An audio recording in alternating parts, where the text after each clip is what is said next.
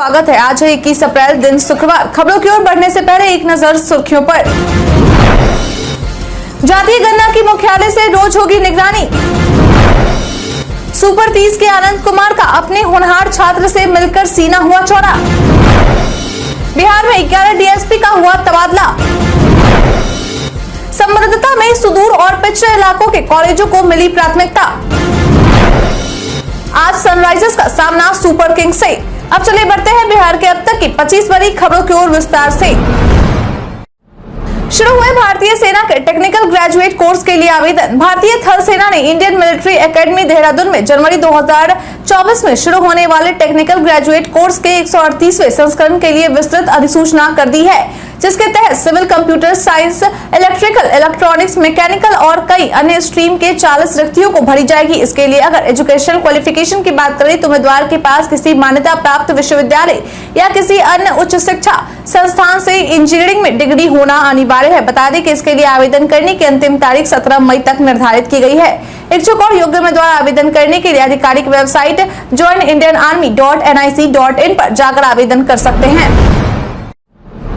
जातीय गणना की मुख्यालय से रोज होगी निगरानी। बिहार में 15 अप्रैल से जातीय गणना के दूसरे चरण की शुरुआत हो चुकी है, जो कि 15 मई तक पूरा करने का लक्ष्य रखा गया है। लेकिन अब जातीय गणना पर मुख्यालय से रोज निगरानी रखने की भी काम की शुरुआत कर दी गई है। यानी कि अब जिलों के डीएम को रोज अपने इलाकों के जाति आधारित गणना की प्रगति से जुड़ी विस्तृत रिपोर्ट देनी होगी। बता दें कि इस रिपोर्ट की जानकारी लेने के लिए रोजाना शाम को सामान्य प्रशासन विभाग के प्रधान सचिव या सचिव वीडियो कॉल के माध्यम से सभी जिलों के डीएम से जुड़ेंगे और सारी जानकारी हासिल करेंगे। और अगर इस बीच गणना से जुड़े किसी कामों से किसी प्रकार की गड़बड़ी पाई जाती है तो उसकी भी जानकारी मुख्यालय को दी जाएगी, ताकि उस परेशानी का तुरंत समाधान निकाला जा सके। बिहारी पहचान में आज हम बात करेंगे सुचित्रा भट्टाचार्य के बारे में। सुचित्रा भट्टाचार्य एक भारतीय उपन्यासकार थी, जिन्हें हेमंतर पाखी, कछेर मानुस, अलीक सुख, ईचे और कचेर देवल सहित कार्यों के लिए जाना जाता है। एक लेखक के रूप में अपने करियर के दौरान उन्होंने 20 से अधिक उपन्यास और कई लघु कथाएं लिखी। उनके उपन्यास दहन को 1997 की फिल्म दहन में रूपांतरित किया गया था और उनके उपन्यास ईचर, गच, अलीक सुख और रामधनु रंग को शिवो प्रसाद मुखर्जी द्वारा फिल्मों में रूपांतरित किया गया था। इसके अलावा उनके उपन्यास ओन्यो बवसंतो को अदिति रॉय द्वारा एक टेलीविजन फिल्म में रूपांतरित किया गया था। सुचित्रा भट्टाचार्य को 2004 में कलकत्ता विश्वविद्यालय से भुवन मोहिनी पदक, 1996 में नंजना नुड्डू थिरुमलम्बा राष्ट्रीय पुरस्कार, 1997 में कथा पुरस्कार, 2000 में तारा शंकर पुरस्कार प्राप्त हुए। 2001 में कल्याणी, 2002 में शरद पुरस्कार के साथ साथ भारत निर्माण पुरस्कार, साहित्य सेतु पुरस्कार और 2004 में सैलजानंद स्मृति पुरस्कार, 2015 में दिनेश चंद्र स्मृति पुरस्कार और 2012 में माटी नंदी पुरस्कार से सम्मानित किया गया। अब स्थानीय भाषा में परीक्षा दे सकेंगे विश्वविद्यालय छात्र अपने स्थानीय भाषा में परीक्षा लिख सके, इसके लिए विश्वविद्यालय अनुदान आयोग यानी कि यूजीसी के द्वारा सभी विश्वविद्यालयों को कहा गया है कि भले ही पाठ्यक्रम अंग्रेजी भाषा में हो, लेकिन छात्रों को परीक्षा लिखने की अनुमति उनके स्थानीय भाषाओं में भी होनी चाहिए। बता दें कि इस बात की जानकारी आयोग के अध्यक्ष जगदीश कुमार के द्वारा दी गई है। इसके लिए उनके द्वारा एक पत्र लिखित यह भी आग्रह किया गया है कि केंद्रीय विश्वविद्यालय को शिक्षण और सीखने में स्थानीय और क्षेत्रीय भाषाओं के उपयोग को बढ़ावा दे। दरअसल अध्यक्ष जगदीश कुमार का मानना है कि इससे स्थानीय भाषाओं में अनुवाद को बढ़ावा मिलेगा और साथ ही वर्ष 2035 तक उच्च शिक्षा में GER के 27% बढ़कर 50% तक हो सकते हैं। राजगीर को लेकर सीएम नीतीश ने दिया खास निर्देश। राजगीर के व्यवहारगिरी पर्वत पर हुई आगजनी की घटना का सर्वेक्षण करने को लेकर बीते दिन बिहार के मुख्यमंत्री नीतीश कुमार राजगीर पहुंचे, जहां उन्होंने व्यवहारगिरी पर्वत का हवाई सर्वेक्षण किया। वहीं सर्वेक्षण करने के बाद सीएम नीतीश कुमार के द्वारा राजगीर के इंटरनेशनल कन्वेंशन सेंटर में ग्रामीण विकास मंत्री श्रवण कुमार, मुख्य सचिव आमिर सुबहानी, पटना प्रमंडलीय आयुक्त कुमार रवि और नालंदा डीएम शशांक शुभंकर समेत अन्य अधिकारियों के साथ समीक्षा बैठक कर कई निर्देश दिए गए। इसके साथ ही उन्होंने कहा कि जब वह छोटे थे तब अपने पिता के साथ यहाँ जड़ी बूटी के लिए आया करते थे। उन्होंने कहा कि वर्ष 2009 में हम यहाँ 7 दिन रुके थे और हर एक चीज को देखा था और फिर उसके बाद हर जरूरी काम करने का निर्णय लिया गया था, ताकि यहाँ के पर्वतीय क्षेत्र को हरा भरा बनाया जा सके। इसके लिए यहाँ के पर्वतों पर हेलीकॉप्टर से बीज का छिड़काव कराया गया। मुझे आगलगी की घटना से काफी दुख पहुंचा है।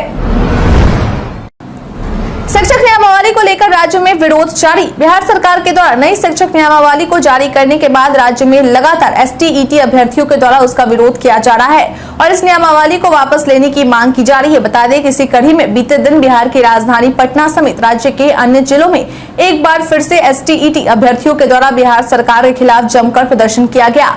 मालूम हो कि बीते दिन हुए इस विरोध कार्यक्रम में अभ्यर्थियों के द्वारा बिहार के मुख्यमंत्री नीतीश कुमार, उप मुख्यमंत्री तेजस्वी यादव और शिक्षा मंत्री प्रोफेसर चंद्रशेखर के पुतले को भी जलाए गए। इसके साथ ही अभ्यर्थियों के द्वारा इन सब के खिलाफ जमकर चाचा भतीजा मुर्दाबाद के नारे लगाए गए। बता दें कि अभ्यर्थियों का कहना है कि सरकार के द्वारा नियुक्ति को लेकर उनके साथ छलावा किया गया है, जो अब नहीं चलेगा।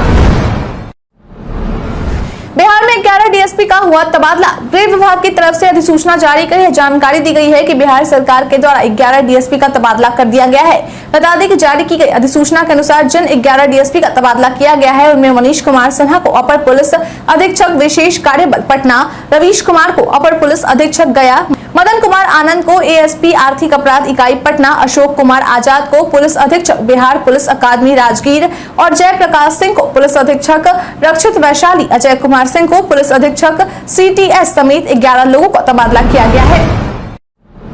सुपर 30 के आनंद कुमार का अपने होनहार छात्र से मिलकर सीना हुआ चौड़ा। सुपर 30 के संस्थापक और पद्मश्री पुरस्कार से सम्मानित आनंद कुमार का सीना चौड़ा तब हुआ जब उन्होंने फ्लाइट में अपने बगल वाले सीट पर अपने पढ़ाए हुए पुराने छात्र को पाया और उसकी उपलब्धि जानी। बता दें कि जैसे ही उस छात्र ने अपने शिक्षक आनंद कुमार को देखा, वह उत्साहित हो गया और उत्साह के साथ ही प्रणाम किया और कहा, सर मैं मोहम्मद फैज 2005 बैच का स्टूडेंट हूँ।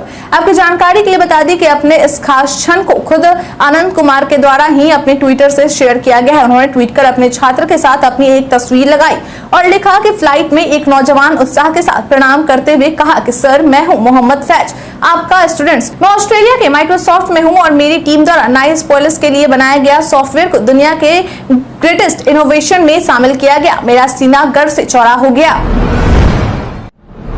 बिहार के इस पिता ने दंगल फिल्म देख बेटियों को बनाया पहलवान। आपने आमिर खान की फिल्म दंगल तो जरूर ही देखी होगी, वहीं ऐसा बहुत कम हुआ होगा कि इस फिल्म को देखकर किसी ने अपनी बेटियों को भी पहलवान बनाने की सोची होगी।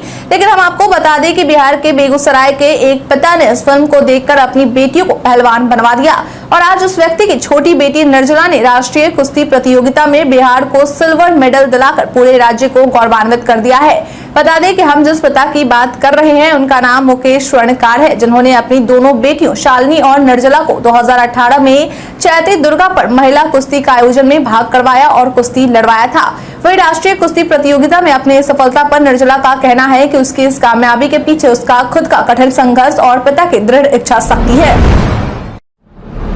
राज्य के सभी जिलों में चलेंगी सीएनजी और इलेक्ट्रिक बसें। इन दिनों सरकार की ओर से यही कोशिशें हैं कि राज्य में सीएनजी और इलेक्ट्रिक में चलने वाली गाड़ियों की संख्या को बढ़ाया जाए और पेट्रोल डीजल से चलने वाली गाड़ियों को खत्म किया जाए। इसी कोशिश के तहत बीते दिन परिवहन मंत्री शीला मंडल के द्वारा यह कहा गया है कि अब राज्य में बिहार सरकार के द्वारा सीएनजी व इलेक्ट्रिक बसों के परिचालन पर जोर दिया जा रहा है। हालांकि इससे पहले जगह जगह पर चार्जिंग पॉइंट की सुविधा उपलब्ध कराई जाएगी और इसके लिए इस दिशा में कार्य चल रहा है। उन्होंने कहा कि राज्य में प्रदूषण पर लगाम लगाया जा सके, इसके लिए सरकार की ओर से 15 वर्ष पुराने वाहनों पर रोक लगाने का भी फैसला लिया गया है। इसके साथ ही उन्होंने यह भी साफ कर दिया है कि अब परिवहन विभाग की ओर से डीजल और पेट्रोल से चलने वाली गाड़ियों की खरीदारी नहीं की जाएगी, अब सिर्फ सीएनजी और इलेक्ट्रिक बसों की ही खरीदारी की जाएगी।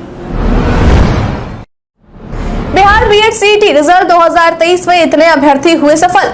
बीते दिन बिहार बीएड सीईटी 2023 के परीक्षा का रिजल्ट जारी कर दिया गया है। बता दें कि इस परीक्षा में कुल 1,65,675 अभ्यर्थियों ने भाग लिया था, जिसमें से 1,43,648 अभ्यर्थी सफल हुए हैं, यानी कि सफल होने वाले अभ्यर्थियों का प्रतिशत 89% है। बता दें कि इस परीक्षा में टॉप 10 में जिन अभ्यर्थियों का नाम शामिल है उनमें 99 अंकों के साथ नेहा कुमारी सबसे टॉप यानी कि नंबर 1 पर आई है। वहीं दूसरे नंबर पर 98 अंकों के साथ धीरज कुमार, तीसरे नंबर पर 98 अंकों के साथ शुभम दत्ता, चौथे नंबर पर 97 अंकों के साथ रवि कुमार, पांचवें नंबर पर 97 अंकों के साथ कृपा शंकर, छठे नंबर पर 96 अंकों के साथ कृष्ण कुमार कर्ण, सातवें नंबर पर 96 अंकों के साथ गुलशन कुमार, आठवें नंबर पर 96 अंकों के साथ प्रिंस कुमार, 9वें नंबर पर 96 अंकों के साथ सुशील कुमार और 10वें नंबर पर 93 अंकों के साथ शुभ्रांशु प्रतीक का नाम शामिल है।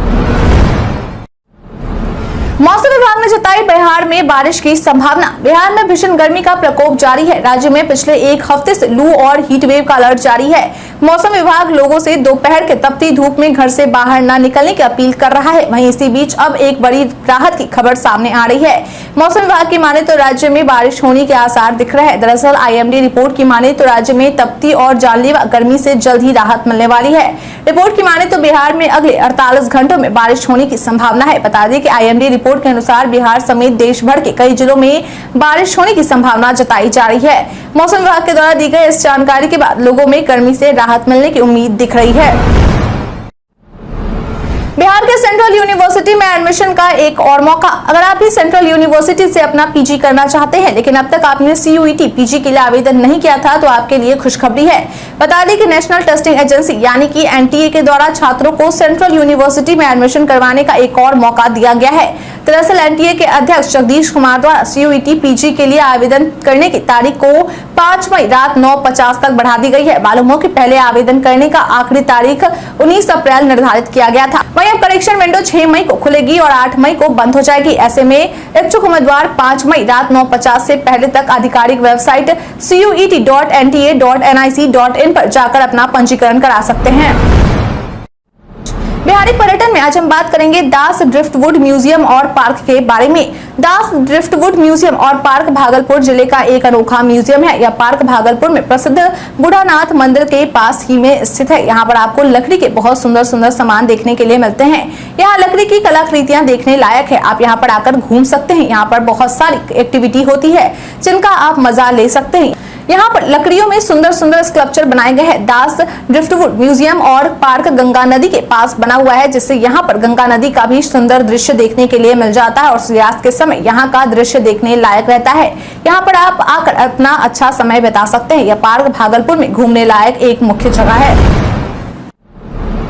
देश का नाम बदलने के लिए बाप बेटी कर रहे साइकिल यात्रा।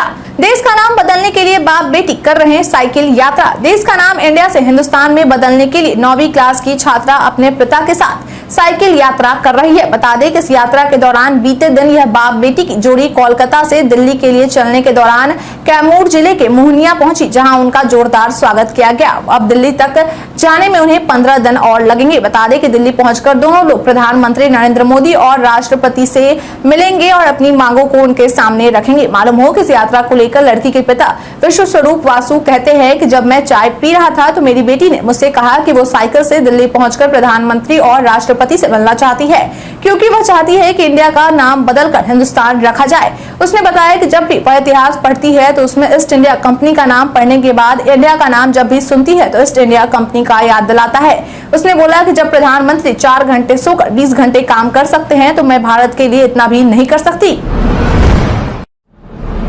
बिहार में नौकरी मांगने वालों में 13,659 लोग निरक्षर। NCL पोर्टल के आंकड़े के अनुसार यह बात निकलकर सामने आई है कि राज्य में रोजगार मांगने वाले में पढ़े लिखे बेरोजगार ही नहीं बल्कि निरक्षर लोग भी शामिल है। बता दें कि विभाग के द्वारा जारी किए गए आंकड़ों के अनुसार रोजगार मांगने वालों में 18 वर्ष तक के उम्र वाले 19,140 बेरोजगार है। वहीं 18 से 24 साल के 3,17,004 लोग, 25 से 34 साल के 4,75,441 लोग, 35 से 44 वर्ष के 86,817 लोग, 45 से 54 वर्ष के 20,840 लोग, जबकि 55 से 64 वर्ष के 3,472 बेरोजगार लोग शामिल है। इसके साथ ही 492 वरीय नागरिक ऐसे हैं जिन्होंने उम्र बीत जाने के बाद रोजगार की मांग की है। वहीं 21 ऐसे लोग हैं जिन्होंने अपने उम्र का ब्यौरा नहीं दिया है। लेकिन आपको यह बात जानकर अचंभा होगा कि इन सभी लोगों में 13,659 लोग ऐसे हैं जो निरक्षर हैं, यानी कि वो स्कूल तक भी नहीं गए हैं। बता दें कि इस बात की जानकारी श्रम संसाधन विभाग के द्वारा दी गई है। IPS अमित लोढ़ा की परेशानी नहीं हुई दूर। IPS अमित लोढ़ा की मुश्किलें दिन प्रतिदिन बढ़ती जा रही है। बता दें कि पटना हाई कोर्ट के द्वारा उनके खिलाफ दर्ज FIR को रद्द करने से साफ तौर पर इनकार कर दिया गया है और इसके साथ ही कोर्ट के द्वारा यह भी निर्देश दिया गया है कि अमित लोढ़ा जांच में सहयोग देंगे। आपकी जानकारी के लिए बता दें कि अमित लोढ़ा नेटफ्लिक्स की सीरीज खाकी द बिहार चैप्टर से सुर्खियों में आए थे। मालूम हो कि IPS अमित लोढ़ा पर भ्रष्टाचार निवारण विरोध अधिनियम की संबंधित धाराओं पर मामला दर्ज है। दरअसल उन्होंने अपनी काली कमाई को सफेद करने के लिए वेब सीरीज या फिल्म बनाने वाली कंपनियों का अपना माध्यम बनाया था। नैक रिपोर्ट कार्ड में बिहार वीवी फिसड्डी। शैक्षणिक मानकों की परख के लिए अनिवार्य नैक मूल्यांकन की तैयारी से पहले वीवी के इंटरनल क्वालिटी इंश्योरेंस सेल की रिपोर्ट से यह जानकारी सामने आई है कि नैक रिपोर्ट कार्ड में बिहार वीवी फिसड्डी निकली है। दरअसल वीवी के कुल 120 कॉलेजों में 94 कॉलेज ऐसे हैं जिन्होंने अब तक अपना पहला लेवल भी पूरा नहीं किया है। इस 94 कॉलेज में 16 अंगीभूत, 17 अनुदानित संबंध डिग्री कॉलेज व 59 बीएड कॉलेज शामिल है। वहीं इन 120 कॉलेजों में 28 कॉलेज ऐसे भी हैं जिन्होंने अपना एक बार तो मूल्यांकन कराया, लेकिन 5 साल बाद सेकंड लेवल के लिए कोई मूल्यांकन नहीं करवाया है। बता दें कि इस मामले को लेकर डॉक्टर कल्याण कुमार झा का कहना है कि 1 मई से पहले अधिकतर कॉलेज जिनका फर्स्ट लेवल असेसमेंट नहीं हुआ है या फिर जिन कॉलेजों का दूसरी बार मूल्यांकन होना है, उन सब की रिपोर्ट तैयार की जाएगी। सभी कॉलेजों के प्राचार्यों की मीटिंग में समीक्षा कर हर हाल में इस साल मूल्यांकन कराया जाएगा। पृथक मिथिला के लिए पदयात्रा का हुआ शुभारंभ। बीते दिन यानी कि गुरुवार से पृथक मिथिला राज्य की मांग को लेकर अखिल भारतीय मिथिला राज्य संघर्ष समिति के बैनर तले खगड़िया जिले से इंजीनियर शशि कुमार झा के नेतृत्व में पदयात्रा की शुरुआत की गई है। बता दें कि यात्रा कुल 700 किलोमीटर की यात्रा तय करेगी, जिसमें विभिन्न शहरों और गाँव से गुजरा जाएगा। बता दें कि इस यात्रा के दौरान मिथिला निवासियों को मिथिला राज्य के गठन की जरूरत, अलग मिथिला राज्य नहीं बनने से मिथिला भूमि को लगातार पिछड़ेपन का दर्ज झेलना आदि मांगों से अवगत कराया जाएगा। वहीं इस यात्रा को लेकर इंजीनियर शशि कुमार झा का कहना है कि इस यात्रा के माध्यम से मिथिला वासियों को जोड़ने का काम करेंगे और साथ ही पृथक मिथिला राज्य की जरूरत को विस्तार से सभी को अवगत कराएंगे। संबद्धता पर सुदूर और पिछड़े इलाकों के कॉलेजों को मिलेगी प्राथमिकता। कॉलेजों को संबद्धता में सुदूर और पिछड़े इलाकों को प्राथमिकता दी जाएगी। हालांकि इसके लिए अब राज्य सरकार के द्वारा इसके मानकों और प्रावधानों को पहले की तुलना में थोड़ा कड़ा कर दिया गया है, ताकि किसी भी कॉलेजों को संबद्धता देने से पहले हर मानक का पूरी तरह से जांच पड़ताल कर लिया जाए। दरअसल सरकार यह देखना चाहती है कि जिस कॉलेज को उनके द्वारा संबद्धता दी जा रही है वह छात्रों के शिक्षा देने के वास्तविक उद्देश्य को पूरा कर पाएगा या नहीं।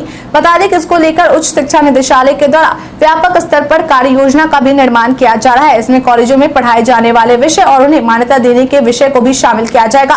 मालूम हो कि अब किसी कॉलेज को मान्यता देने के लिए एकेडमिक सिस्टम को भी मानकों की कसौटी पर कसा जाएगा।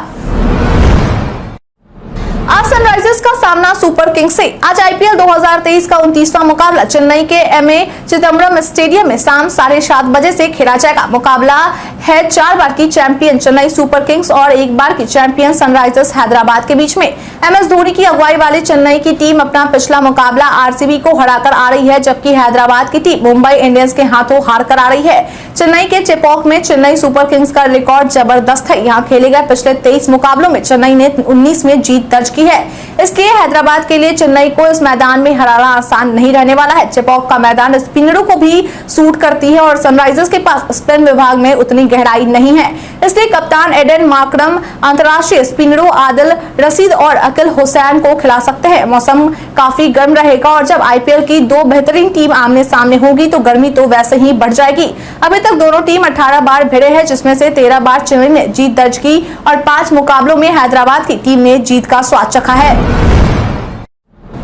भारत के इतिहास में आज की तारीख है बेहद खास। लोधी राजवंश का संस्थापक बहलोल खान लोधी 1451 में दिल्ली का शासक बना। मुगल साम्राज्य का शासक बाबर और इब्राहिम लोधी के बीच 1526 में पानीपत की पहली लड़ाई में इब्राहिम लोधी मारा गया। बाजीराव प्रथम 1720 में पेशवा बालाजी विश्वनाथ के उत्तराधिकारी बने। भारतीय वायुसेना के संजय थापड़ को 1996 में पैराशूट के जरिए उत्तरी ध्रुव पर उतारा गया। बांग्लादेश में भारतीय जवानों की नृशंस हत्या पर 2001 में भारत ने कड़ा विरोध दर्ज कराया। 1924 में 1961 के अर्जुन पुरस्कार से सम्मानित भारत के पहले निशानेबाज करणी सिंह का जन्म हुआ। सारे जहां से अच्छा हिंदुस्तान हमारा लिखने वाले कवि मोहम्मद इकबाल का 1938 में निधन हुआ। आंकड़ों की बाजीगिरी में मशीन को मात देने वाली शकुंतला देवी का 2013 में निधन हुआ था। भारतीय राजनीतिज्ञ एवं राष्ट्रीय कांग्रेस के वरिष्ठ नेता जानकी वल्लभ पटनायक का 2015 में मृत्यु हुआ।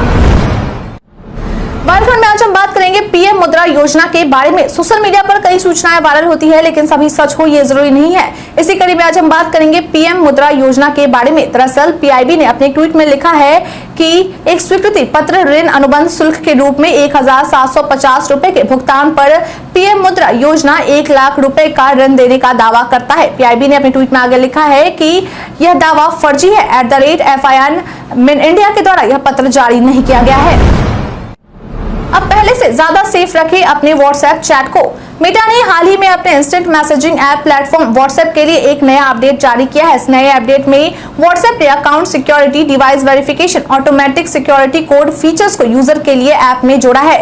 ये यूजर के लिए ऑटोमेटिक सिक्योरिटी करेक्शन वेरीफाई करता है। यह फीचर ये भी चेक करता है कि आपकी पर्सनल बातचीत सेफ रहे। यह फीचर डिफॉल्ट से आपके फोन में एक्टिव है, इसे आपको एक्टिव करने की जरूरत नहीं है। आपको इस फीचर को एनेबल करने के लिए किसी भी थर्ड पार्टी वेबसाइट का इस्तेमाल नहीं करना है।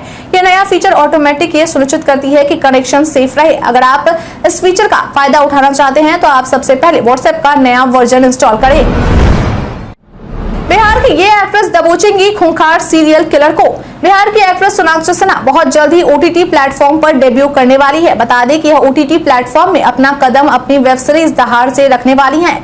मालूम हो कि इस वेब सीरीज का फर्स्ट लुक और पोस्टर अनाउंस कर दिया गया है। इस सीरीज में सोनाक्षी सिन्हा के साथ एक्टर विजय शर्मा, गुलशन देवैया और सोहम साबी नजर आने वाले हैं। आपकी जानकारी के लिए बता दें कि इस वेब सीरीज में सोनाक्षी सिन्हा एक ऐसी महिला पुलिस का किरदार निभा रही है जो एक क्रूर महिला है और वह निर्दयी अपराध के साथ एक भीषण हत्या के मामले को सुलझाने की कोशिश कर रही है।